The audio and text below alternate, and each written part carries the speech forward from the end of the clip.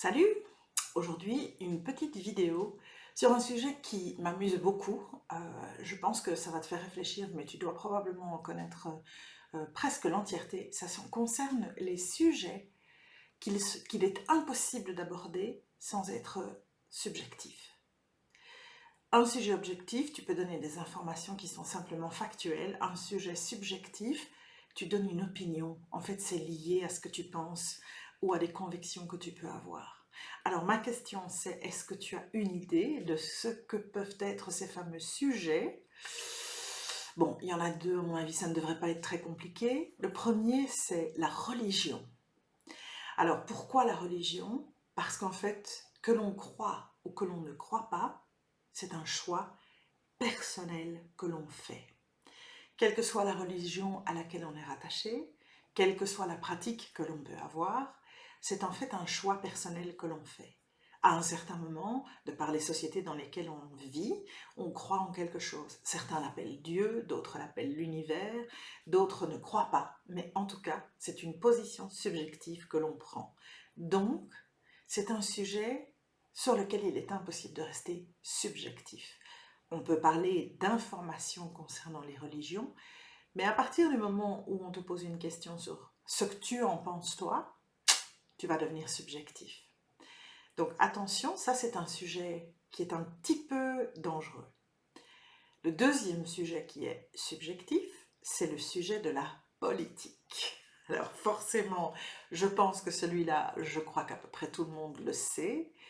La politique, c'est vraiment un sujet qui est un sujet sur lequel on a déjà observé de très nombreuses fois à quel point on peut s'emballer dans une discussion, à quel point on peut être motivé de vouloir défendre à tout prix ses opinions et malheureusement d'être très souvent en face de quelqu'un qui n'est pas nécessairement d'accord. Donc la politique, c'est un sujet super délicat parce qu'une fois encore, on a des convictions, on croit, on choisit un parti de soutenir ou on décide de ne pas du tout s'impliquer en politique. Mais de nouveau, comme pour la religion, quel que soit le choix que la personne va faire, c'est un choix qui est totalement subjectif. Le troisième sujet, c'est en fait un sujet que j'ai déjà abordé, c'est le fait de ne pas s'occuper des affaires de sa belle famille.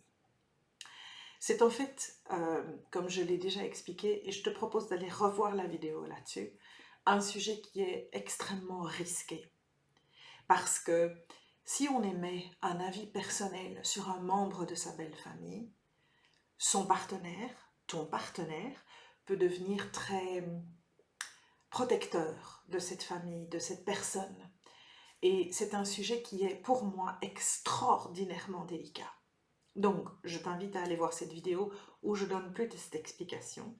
Et pour les deux autres sujets de politique et de religion, je t'invite à faire très attention quand tu entames des sujets comme ceux-là, ou ces deux-là en tout cas.